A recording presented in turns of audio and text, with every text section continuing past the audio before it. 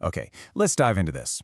Who do you think actually took the very first hit in human history? Seriously, think about it. Forget everything you think you know about the 1960s counterculture or, modern dispensaries. I'm talking about the exact moment human beings discovered how to actually smoke weed.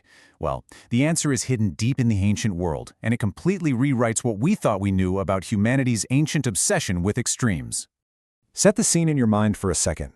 You're standing in the freezing, razor-thin air of the Pamir Mountains over in Central Asia. The landscape there is harsh, desolate, and just completely unforgiving. Researchers were digging through ancient tombs way up in those peaks, honestly just expecting to find the usual ancient artifacts.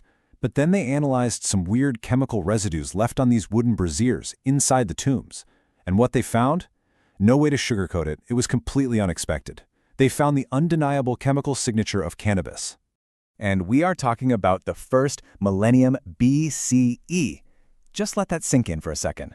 Over 2,500 years ago, people were already intentionally burning cannabis specifically for its psychoactive properties. Actually, scratch the idea of this being some random accident. They were using it in highly specific enclosed mourning rituals. It basically proves that cannabis use is far from just a modern cultural phenomenon. It is an incredibly ancient human practice of altering consciousness. And this brilliantly illustrates what scientists refer to as anthropogenic diffusion. So, looking at the timeline here, first, well before the first millennium BCE, the plant gets domesticated, but mostly just for food and strong fiber.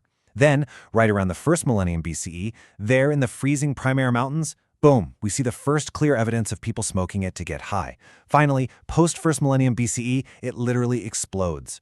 The idea spreads like wildfire along the early routes of the Silk Road. It was essentially an ancient viral trend, moving from one civilization to the next, entirely driven by human interaction and trade. Welcome to the circus. But look, humans weren't just chasing extreme states of mind. We were also chasing extreme adrenaline. So we're ripping you out of those quiet, freezing mountains and dropping you straight into the roaring, dust-filled, blood-soaked stands of ancient Rome. Keep your hands inside the ride because the pace is about to get extremely high octane. Forget everything you know about polite, ancient gatherings. If you truly want to understand what the chariot races of Circus Maximus were really like, you kind of have to use a modern analogy. Think of it like this. It was essentially ancient Formula One colliding head-on with a high-stakes demolition derby, right? These weren't slow, majestic, dignified parades. No, these were hyper-engineered, ultralight chariots pulled by massive beasts, driven by absolute madmen who were risking quite literally everything for unprecedented speed.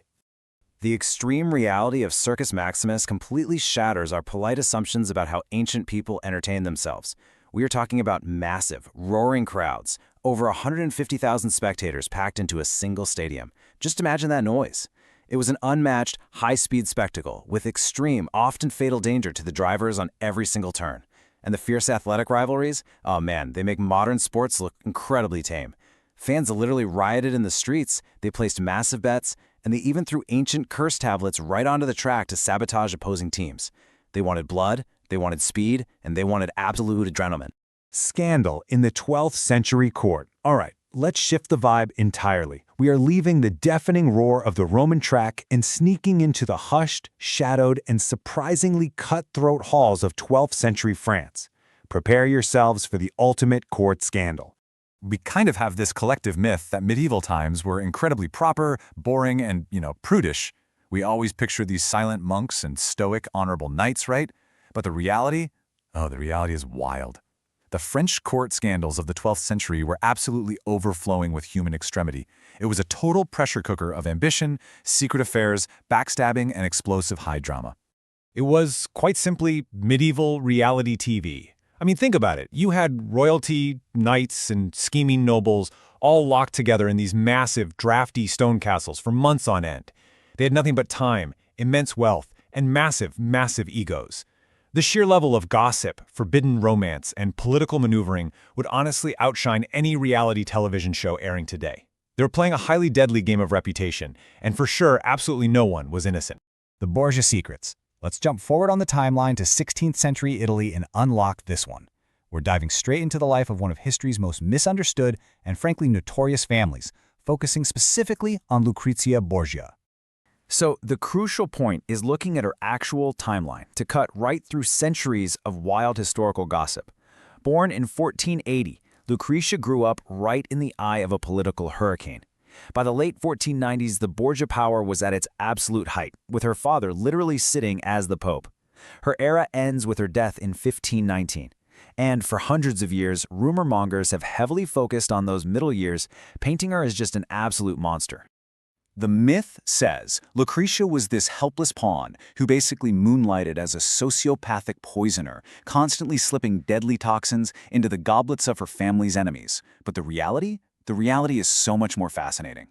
Historical records prove she was actually a brilliant Renaissance political mastermind. She governed entire cities, she managed complex administrative estates, and she outmaneuvered some of the most dangerous men in Europe. She completely defies the tired myth that women in the Renaissance lacked agency. She wasn't just surviving the game, guys, she was running the whole shebang. Which leaves us with a massive question to ponder as we wrap up this explainer.